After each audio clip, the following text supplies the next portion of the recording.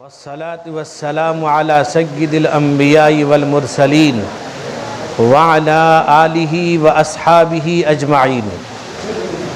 أما بعد فأعوذ بالله من الشيطان الرجيم. بسم الله الرحمن الرحيم.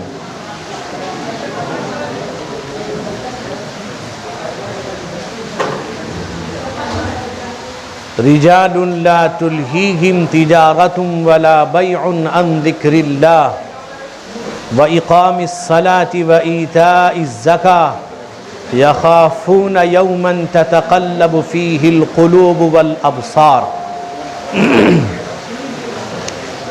عن ابن عمر رضي الله تعالى عنهما قال رسول الله صلى الله عليه وسلم: ثلاثة لا يهولهم الفزع الأكبر ولا ينالهم الحساب هم على كثيب من مسك حتى يفرغ من حساب الخلائق. رجل قرأ القرآن ابتغاء وجه الله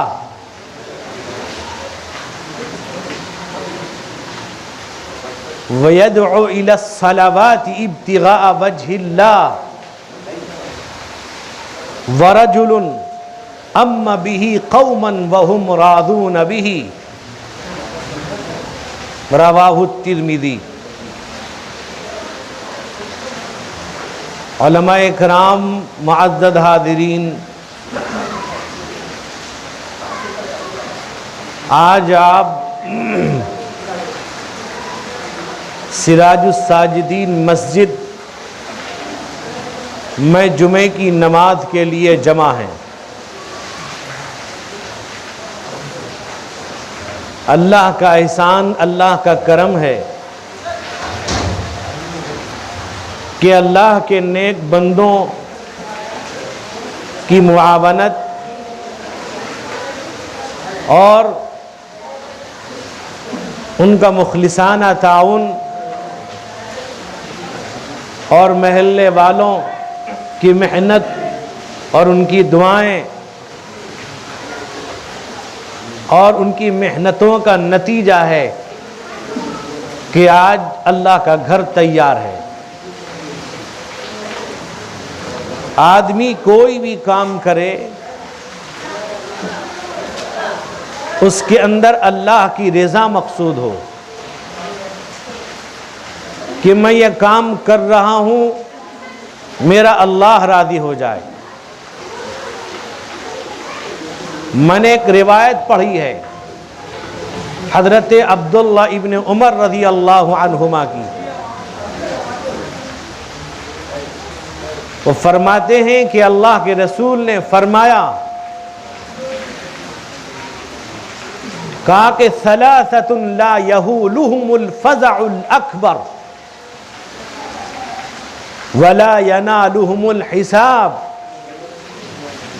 وہم علی کثیب من مسک حتی یفرغ من حساب الخلائق. کہ تین لوگ ایسے ہیں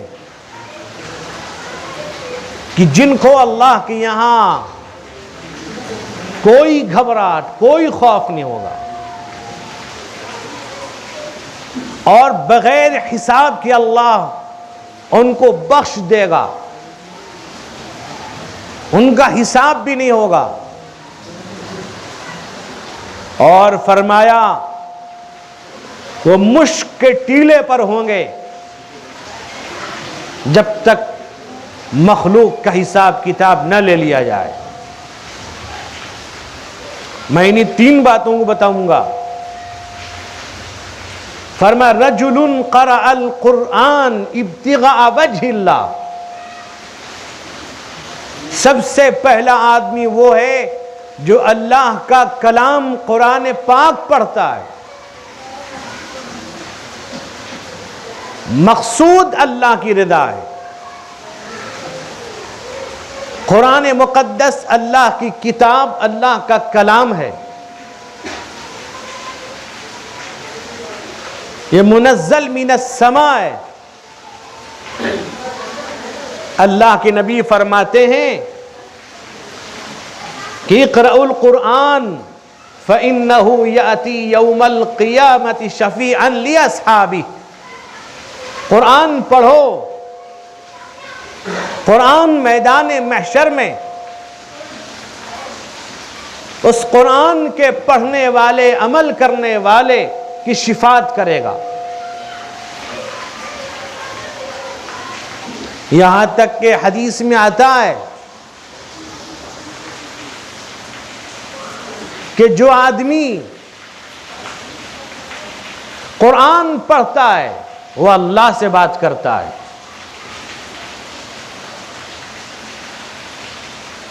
قرآن نے پاک ایک عظیم کتاب، سب سے آخری کتاب ہے۔ اللہ کے حبیب جناب محمد الرسول اللہ صلی اللہ علیہ وسلم پر یہ کتاب اتاری گئی۔ بھیجنے والے خداوند قدوس، لانے والے روح القدس، جس پر نازل ہو رہا ہے وہ مقدس ہیں محمد الرسول اللہ۔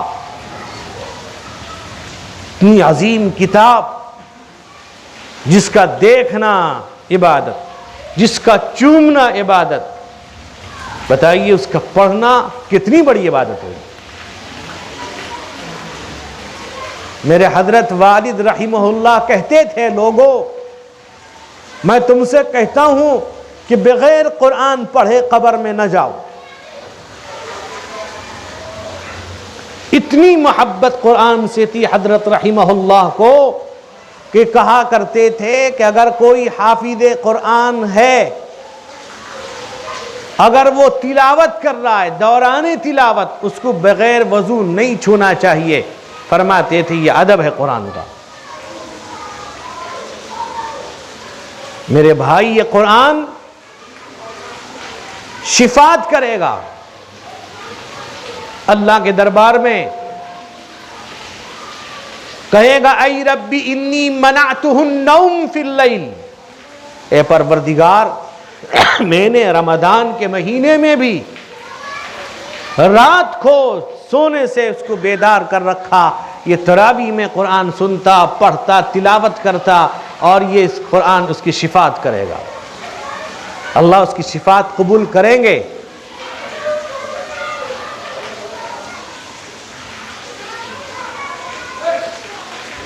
مطلب یہ ہے کہ قرآن، ایک حدیث میں ہے تبرک بالقرآن فإنہ کلام اللہ، قرآن سے برکت حاصل کرو، یہ اللہ کا کلام ہے۔ اللہ سے آدمی بات کرتا ہے، لیکن آدمی آج کل قرآن کہتے ہیں قرآن وران ہے، قرآن کے ساتھ محمل بیکار لفظ استعمال کرتے، قرآن شریف کہے، قرآن مجید کہے، کلام اللہ شریف کہے، کلام پاک کہے۔ قرآن اتنی عظیم کتاب ہے، اللہ کے نبی پر جب وحی کا نزول ہوتا تھا، حدیث میں آتا ہے کہ فی الیوم الشدید البرد، سخت سردی کے موسم میں اللہ کے نبی کے چہرے سے، پیشانی سے پسینے کے قطرے ٹپکتے تھے۔ حضرت زید بن ثابت کہتے ہیں کہ نبی پاک علیہ السلام میرے زانوں پہ سر رکھے ہوئے ہیں، آپ پر وحی کا نزول ہوتا ہے تو ایسا لگا کہ میرا ران تن سے جدا ہو جائے گا۔ آپ سواری پر ہیں، وحی کا نزول ہوتا ہے، سواری بیٹھ جاتی ہے۔ قرآن کہتا ہے اِنَّا عَرَضْنَا الْأَمَانَةَ عَلَى السَّمَاوَاتِ وَالْأَرْضِ وَالْجِبَالِ فَأَبَيْنَ أَن يَحْمِلْنَهَا وَأَشْفَقْنَ مِنْهَا وَحَمَلَهَا الْإِنسَانُ إِنَّهُ كَانَ ظَلُومًا جَهُولًا۔ قرآن کہتا ہے آسمان کو، زمین کو، پہاڑ کو اللہ نے دینا چاہا، سب نے کہا ہمارے اندر اس کا تحمل نہیں۔